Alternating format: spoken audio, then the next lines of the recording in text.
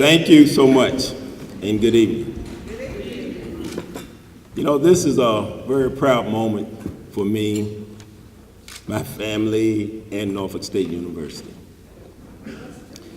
Today, I've had a great experience sitting with a young man whom I got to know much better today, Mr. Sean Case. We paired up today during the autograph session, and really it was a great deal of fun that we had, and we enjoyed the evening. But I told him one thing he hurt me when he was playing at the University of Richmond, and I was the baseball coach. I told him that he was responsible for some of those L's on my record. And I want to thank him for that. Tremendous player. I want to thank all the inductees tonight because I'm very proud to be among this group. When you look at this group, you're looking at some outstanding individuals who performed in our field. And to be here tonight is really an accomplishment that I credit to myself, but to all those who supported me to get here. When I was told that I was going to be inducted, I had a range of emotions. I was very happy, I felt good, but I also felt moments of disbelief. Because for me, it was never about the honors.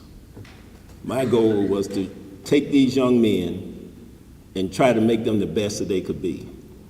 And for those 32 years, we had a great deal of fun. They didn't enjoy working with me when I was a coach. They used some words after you ask them what kind of coach I was during that time, and I think they would tell you exactly what kind of coach I was. I don't know if I could make it today because we had a different style back then than they have now. But it was a lot of fun, and I'm very proud of what they accomplished. And I really, as I thought about this, I reflected back on my career. Because for me, it was always the point that I had to prove myself. When it even started at Little League level, I was told in the beginning that I was too small to play. And no coach would take a chance on me because they were afraid I was going to get hurt. So finally, one day, I got the opportunity to play.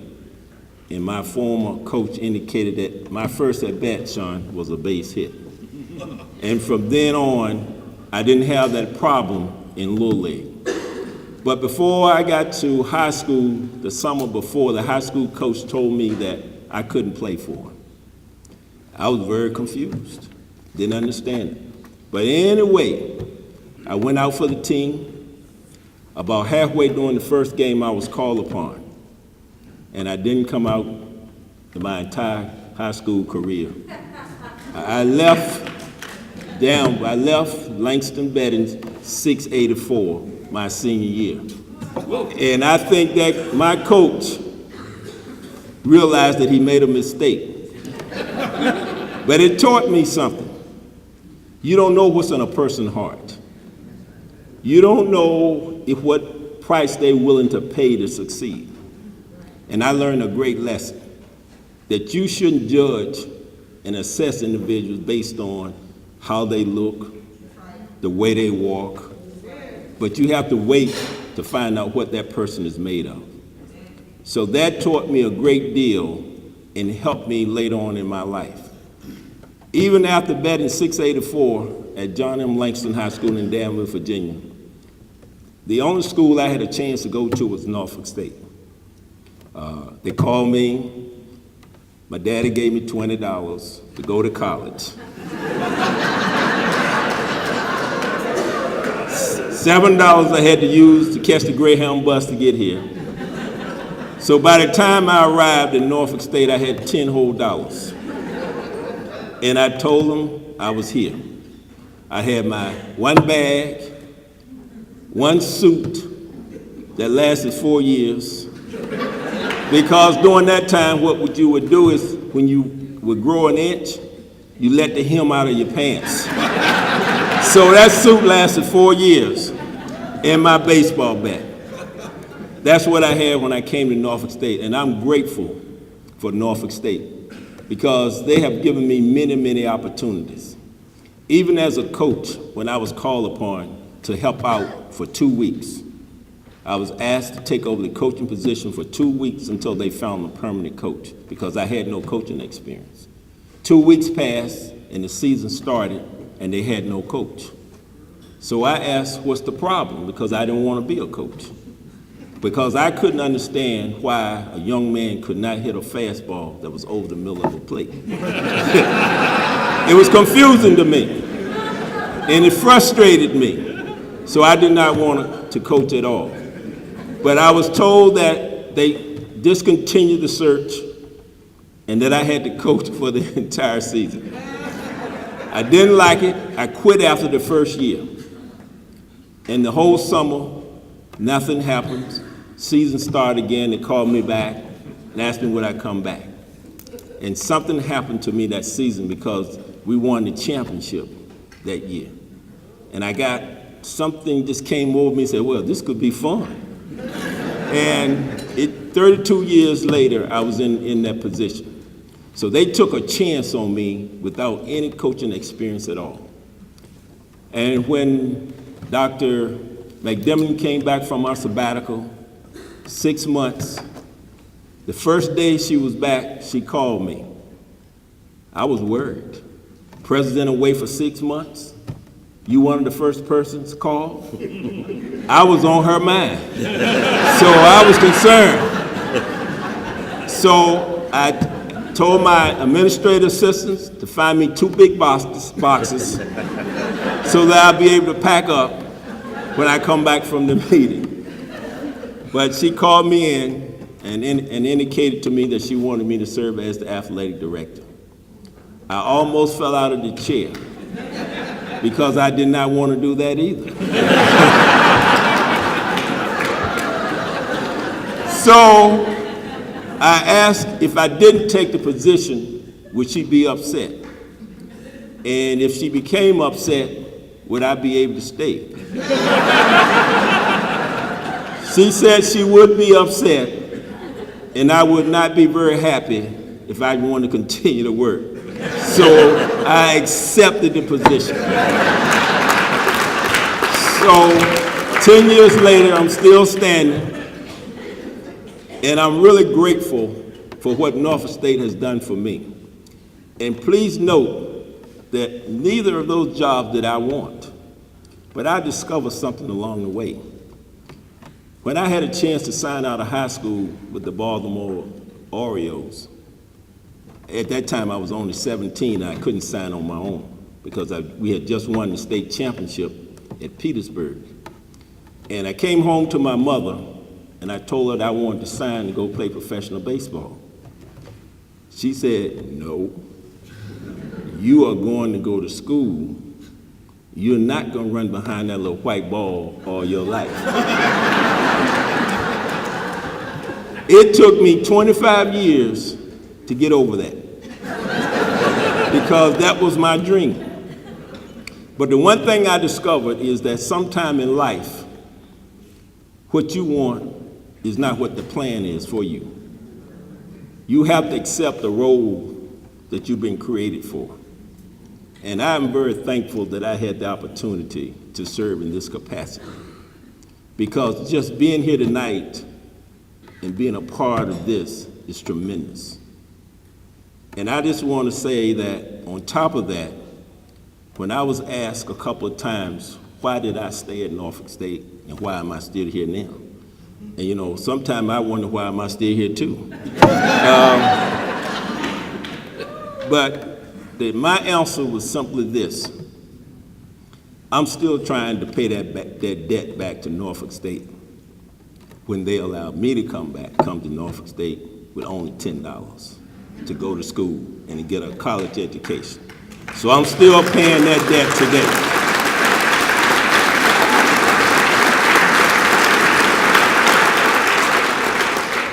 On top of that, and the one thing I want to leave with you about myself is that I've been there a total of almost 40 years as a student athlete, a coach and administrator, which has basically been most of my life. But the one thing I can say is that every day I came to work, I tried to give my very best, hoping it would be good enough to create and develop young men who will become productive citizens in this country. And I'm very happy and proud to say that if that's the result of what I've been able to do, then I'm very happy, and then I deserve to be here tonight. And I'm very happy that they were able to entrust in me for their development. So I want to thank Norfolk State for all it has done in the development of my life. And I have some individuals I want to thank before I sit down, because if I don't do this, I may not be able to go home tonight. Because they came out, they've had a good time. First of all, I want to thank the members of the Honors Court for my selection. It's my understanding there's about 30 members on that committee made up of athletic and personalities throughout this Commonwealth.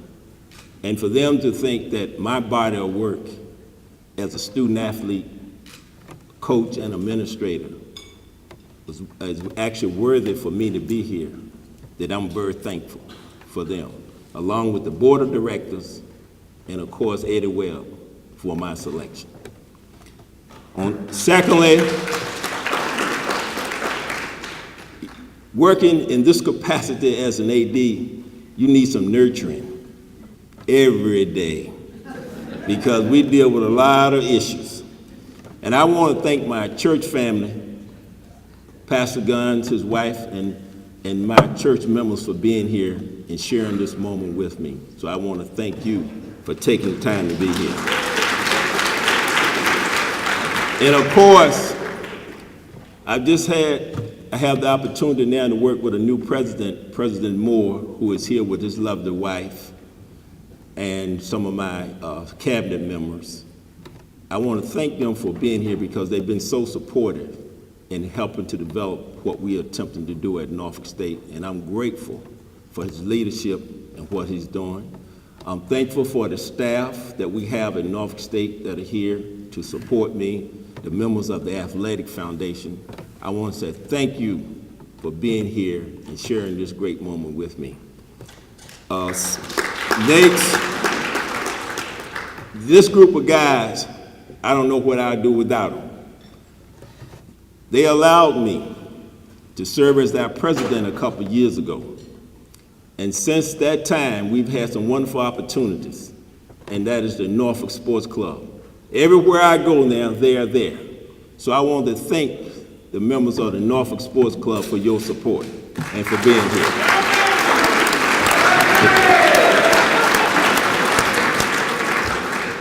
Dr. Dennis Thomas and the members from the MEAC, thank you for being here and supporting this great event, because they are really great supporters of Norfolk State.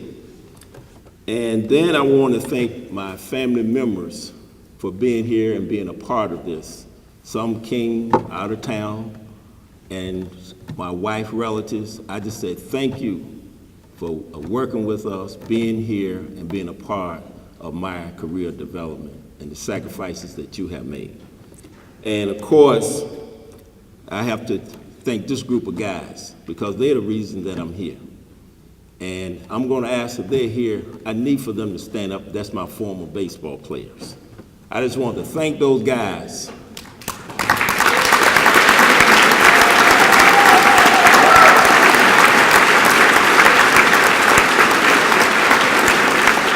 I want to thank them because they really paid the price to be successful, and without them, I wouldn't be here. They were hard workers, they were committed, and they were very dedicated to succeeding. And I just want to publicly thank them for all that they did for the development of our program. And then I want to thank my mother's here, even though it took 25 years to forgive her. I still love her. She's here. My brothers, my sister, their family, their spouses, and of course, I want to thank my wife, Liz, who had to put up with me. See, I'm not a good loser. I don't lose well. And there are many days that I felt sorry for her. So I hope that she will forgive me, that tonight it was all worth it. And I'm saying thank you, Liz. I appreciate what you had to put up with. And I really, truly believe that you were a big part of my success. And of course, my son, is my grandbaby over there? I have to ask her to stand up. And forgive me, you all. My grandbaby, Madison. Thank you, because she's the one that pushes me greatly now. And my son, I want to thank them. And finally, I want to thank God for directing my life and my path to Norfolk State University. It's been a great marriage. And I really have enjoyed the opportunities I've had to try to help and develop that institution to become all this can be. And of course, without them, I wouldn't be here as well, because they've been very supportive. So tonight, I want to thank all the Spartans, all the supporters, and I want for the crowd, I want you to shout our chant. Behold, behold, the green and gold.